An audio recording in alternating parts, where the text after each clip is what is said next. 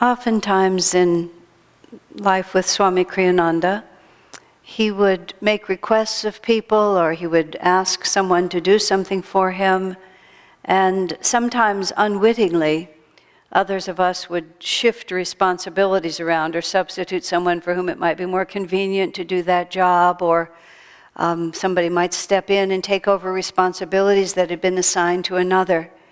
And it took time to realize that it wasn't just a question of what he wanted done or what he wanted, but it was from whom he wanted it. In other words, who had the karmic responsibility, opportunity, necessity to carry out that particular duty.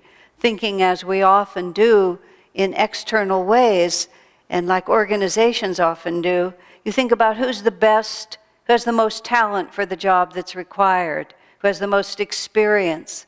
But the ashram life that we've lived all these years within the context of Ananda communities are simply based on another premise.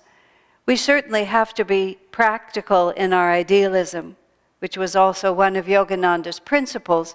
You can't just callously and casually throw away all your efforts. You have a greater responsibility to a greater good. But at the same time, the greatest good that we're always serving is the individual spiritual development of people. Because at the end of the day, no matter what you've created, it will always and only be a reflection of the spirit of the people who created it. Projects manifest the energy that was put into them. Swamiji often commented that in the years of Ananda, when, well, it's still true, when all the houses are built by men and women within the community who take on the job of building, that it's not merely that the houses are built attractively or well, or sometimes not so well, but they always have that spirit of friendship, of harmony, of goodwill, of positive effort. In the early years of Ananda, when so many different departments were being developed, and often there was more than a small degree of chaos going on, and Swamiji would go away for a week or two on some other project, and when he'd come back, there would be so much to report, so many different stories. But he was always most interested in the spirit that was being expressed. You can always say, oh, this is a better idea, this is a better way to do it, this is a more creative thought, this person is more competent. But Swamiji always knew that if the spirit was right, then everything else would follow. And even if the details were fixed, if the spirit was wrong, then nothing would come out the way we wanted it to. He tells the story on one man who shall remain nameless because he's everlastingly embarrassed by having been the catalyst for this.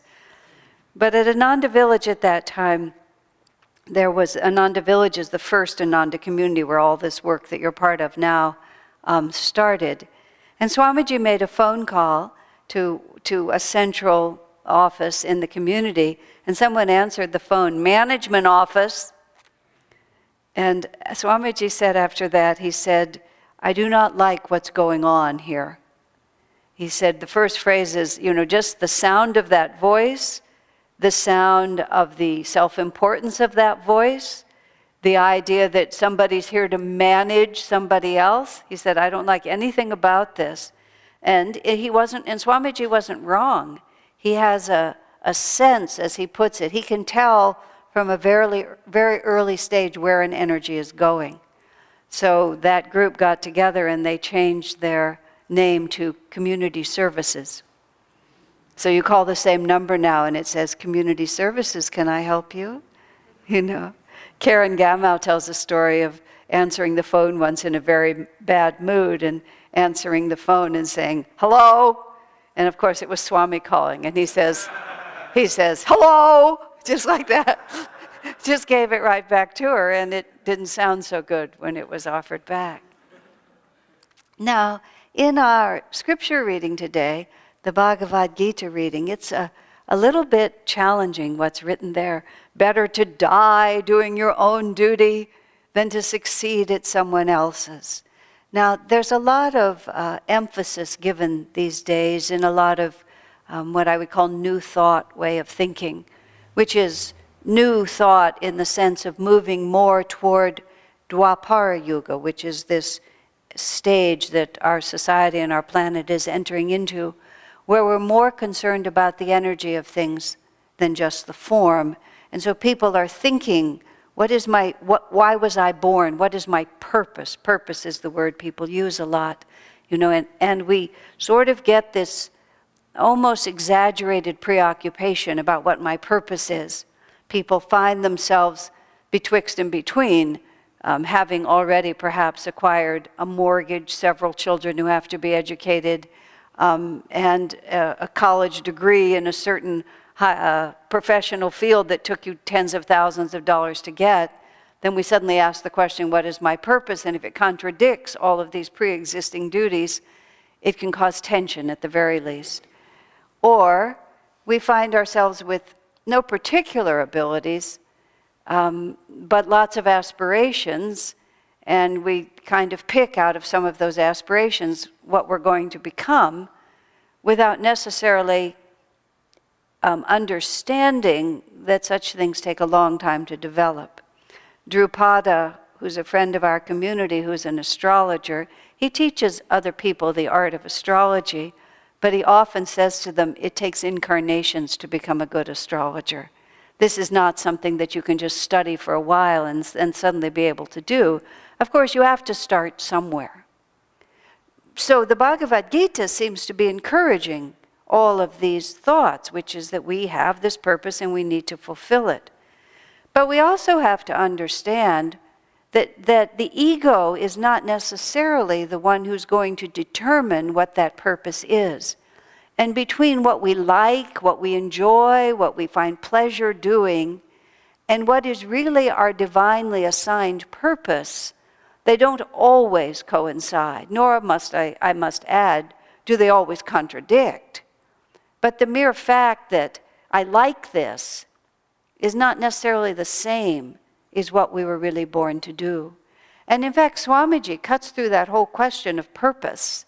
Of course, he can speak on all sides of the issue, but sometimes he cuts right through that whole question of purpose with these words. We were all born to realize God. And the only purpose of a human incarnation is to face and overcome all limiting conditions, including the idea that I was born only to do this. If we find ourselves in a position where we don't have the opportunity to do that. You see, that's what often the contradiction comes in. If it were a perfect world, we didn't have to work for a living, and we could just live by the fruits that fall from the trees. When we were visiting Hawaii once with Swamiji, I think it was probably the first visit that I was there, may have been his early visit too, he remarked that the Hawaiian, incarnating in on the Hawaiian Islands, especially before the white man came, he said was a little bit like not taking a physical birth at all, because it was effortless living in perfect beauty. You took the fish from the sea, you took the coconuts and the fruits from the trees, you needed neither shelter nor clothing. It was just like half being in the astral world, where you could just manifest it by your thought. And of course, it's changed a little bit since then, since the white man arrived. But even then, you have to say that people who live in paradise get restless anyway, so they make war on each other, because there is no perfection on the human plane. There's only perfection inside. But the world that we live in, even if we live in Hawaii now, is still the world in which you have to put your nose to the grindstone. You have to work for a living. We have to take care of ourselves. And there's often a wide gap between the dreams that we have and what we're able to accomplish. So that would mean that a great deal of us fail at the purpose that God has given us. But whether or not we fail at the purpose God has given us has nothing to do with the external circumstances of our lives. And it has everything to do with how we accept it and what we do with our inner consciousness in the face of those circumstances. And even fulfilling our external purpose is largely dependent on our capacity to master all the conflicting cross currents of ego that give us all these different points of view. I want it, but I don't want to work for it. I would like it to happen, but these are the conditions. This is what I want, but only if these people cooperate. And we generally find ourselves in chaos like that. The only real place that we can actually influence, or let me phrase it differently, the starting place of all fulfillment has to be, first and foremost, within ourselves and how we respond to those circumstances. Now, there's always this balancing point. I just spent a month with my dear sister Shivani. She's been in and out of this temple, and you've heard me talking about her in various contexts. And she and I were well, I learned this new word when we went to India. In India, they just, as common English, they talk of if you're classmates or if you're of the same age, they say you're of the same batch. And they refer to each other as batchmates. So-and-so is my batchmates. Well, Shivani is my batchmate. That's what I came to. We're from the same batch from the early years of Ananda. Plus, there's a strong karmic affinity. So I went to India with her. She was in our house until yesterday morning. We've just been together a lot. We've renewed an acquaintance that's been interrupted for 25 years because we've been on different continents. But as alike as we are in so many ways, we have this interesting diversion, and this is what it is. She has tremendous endurance. I have very little endurance, and as a result, I have a lot of creativity. In specific ways. She's also very creative. I can also endure, but in regard to our own selves, she will sit and type in a position that is completely uncomfortable rather than go find the right chair or the right table. She'll do it for days, I discovered, and just sort of endure all the discomfort. I'll do it for about 4 minutes before I will go and find an alternate solution. I can't tolerate it. As a result, I'm very solution-oriented, and I can almost always find one because it immediately occurs to me that I can solve this because I must. So there are these 2 points of view whenever you find yourself in the circumstances of your life. Do I find a creative alternative, or do I endure? And depending on where you are in the spectrum of learning, or whether or not you have choices in front of you, we really need both of these qualities equally. Because sometimes, truthfully, nothing can be done. You have, in fact, spawned this youth, and you have to raise him and educate him. There's nothing much you can do. You can't turn the clock back, even though you would like to be free of the responsibility, for example, of being a parent. Well, you should have thought about that earlier. Perhaps one of the reasons I never had children is because I know that they're not babies forever. And that darling little cuddly stage goes away, and they become us. Right? And we're not always as adorable as we were. And so not everything can be undone, even by the most creative attitude. Some of it simply must be endured. Not that raising children is all endurance, but it certainly brings with it, that was a coincidence, not deliberate. But it also brings with it the necessity simply to buckle down and do it.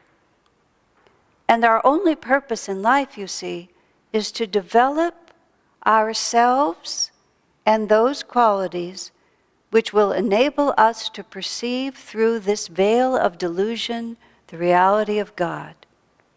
And the reality of the bliss of God, not merely the fearsome, demanding aspect of the divine.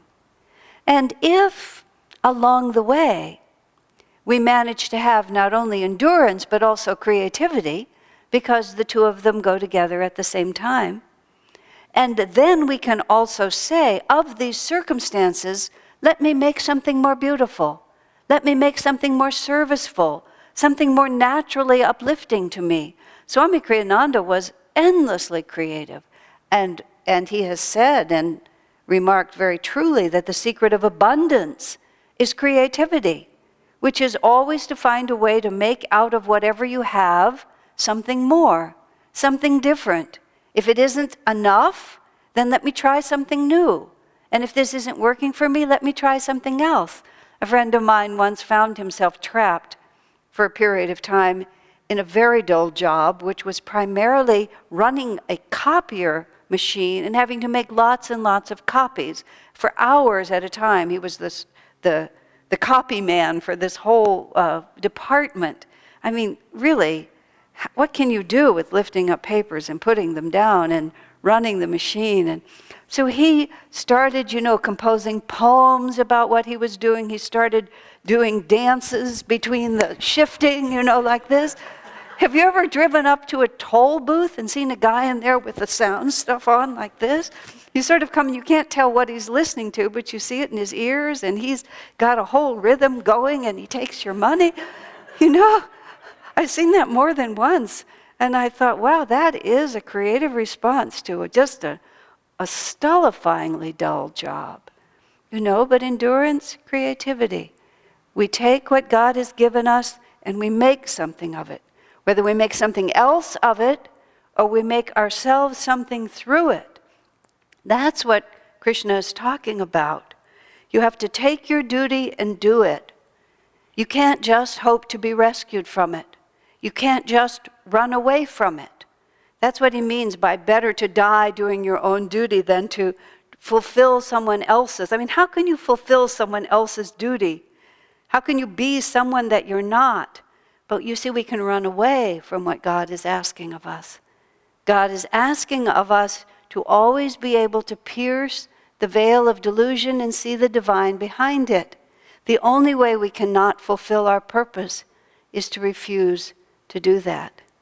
And if God gives you pleasant, happy circumstances, you can also not fulfill your purpose, which is that you can just take a free ride.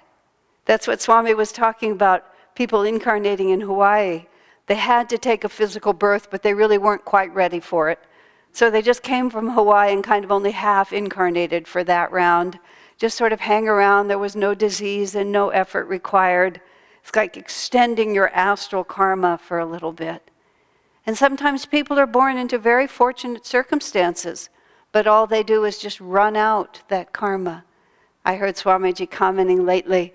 He said he was sitting with a group of friends, with relatives actually, and he just mentioned something about, imagine, people who are born into great wealth just spending all that money on themselves. And one of his relatives remarks, now that's an unusual point of view. And from Swami's perspective, it was, well, what other point of view is there? But we all live in our own reality. Swamiji understanding that the purpose is to expand our self-identity until we feel that the welfare of others is as important to us as our own. Master writes one of his whispers from eternity. It's really beautiful the way it's written, so bluntly. May I expend as freely and happily for others as I spend for myself. Just very straightforward. Every so often I think about that when I'm buying something. The word need is always really kind of a dicey word, especially when you're talking about women and clothes and things like that. I need a new pair of shoes, a new pair of earrings. Becoming a Nayaswami has helped about 80%. It's still possible to just buy another of the same thing, just keep repeating the pattern. There's a book actually about men and women. I don't entirely approve of the put down for men, but it's still a good title. Why Men Don't Have a Clue and Women Always Need More Shoes. It's actually quite an insightful discussion of the difference between men and women. But nonetheless, just really to contemplate that. Would I spend this as happily for someone else as I would spend this for myself? Master doesn't shrink from the challenge. That's the purpose for which we were born. That's the purpose we have to fulfill. Is that in every decision we are impersonally guided by the inner guidance of God. And impersonal is a very important word there, because we're not necessarily more pleasing to God if we do not also value ourselves. And this is again, the subtle teaching of self-realization. It's to be generous, but always to be generous in a practical, appropriate way. And by practical, I don't mean practical, as Swami often says. People say to be practical, that means to look out for yourself. No, we look out for ourselves in exact balance that we look out for others. If we do have responsibility for educating children, unless we feel profoundly certain of God's guidance in that, we have to take care of those children in a very practical way. Idealistic, but also practical. But we are not more important, nor are we less important than anyone else on the planet. We have to see ourselves all as God sees us. When Swamiji was being persecuted through the legal system by people of very low character, dishonest people, unkind people, who had no integrity, even within that system they had no integrity. And Swamiji was bewildered at a certain point as to why God was allowing people of that character, seemingly even at that time, to have ascendancy over him. And he prayed to Master and to Babaji, specifically, why? Why are you letting these low consciousness people have so much power over me? And the answer he felt was transforming. He felt Babaji answering him, saying so simply, they are all my children. We have this thought in our mind that God loves the good ones better than he loves the bad ones, which nicely leads to our putting ourselves in the category of the bad ones and not feeling loved. But if we contemplate for a moment the astonishing fact that every aspect of creation is a manifestation equally of divine consciousness, that there's no atom that isn't manifested from that divine source, that isn't made of Sat Chit Ananda, ever existing, ever conscious, ever new bliss. And that every living being, every conscious atom and every living being is an equal manifestation of the infinite and equally loved by God. Master said that once to some of his disciples. God loves you just as much as he loves me. He is our common Father, is how he put that. And so even if we are way off track, even if we are so far from the light that no light comes through us, nothing we can ever do, nothing they can ever do, can actually separate them from God. And isn't it true that the mother often loves the bad child the most? Often because the bad child needs it. The good one is getting along just fine. But the one with all the troubles is the one to whom she devotes herself. Same with Divine Mother. It's not that Divine Mother loves the good one less, it's that she helps everyone in the way they need to be helped. And that's how we must feel, seeing ourselves as just one of the crowd. And if this is what I need, it's perfectly righteous of me to provide for myself, so long as I also understand, as I feel guided to do, that I must also support others. One wonderful thing about this congregation, I must say, is the spontaneous generosity of heart. That's why we live in this beautiful building, which is almost debt-free. That's why we've recently acquired a farm, and the school, and everything that we've been able to do is because that spirit runs through all of you here. And it runs through this thought that this is the purpose for which I was born, to help others, to leave a mark, to not just pass away from this world without leaving it a better place than it was when I came. Master wrote somewhere, it's in the Rubaiyat of Omar Khayyam, let us live in this world in such a way that we leave behind a fragrance of blessing, like the passing of a blossom.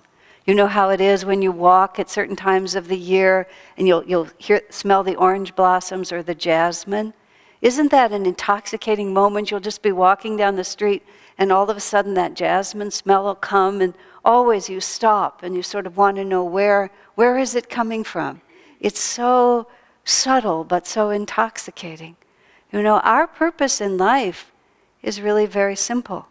We are to be that fragrance of divine awareness, that fragrance of divine blessing, that fragrance of loving support for everyone around us, that fragrance of calm acceptance, no matter how challenging the circumstances that God has laid upon us. Better to die trying to be God's instrument in this world than to run away from the only purpose for which we were born. It is not always easy. Both creativity and endurance are required. But at the end of that, you see, so much of blessing, so much of bliss, so much of fulfillment, satisfaction, and abundance in the only ways that matter will still be in our hands. God bless you.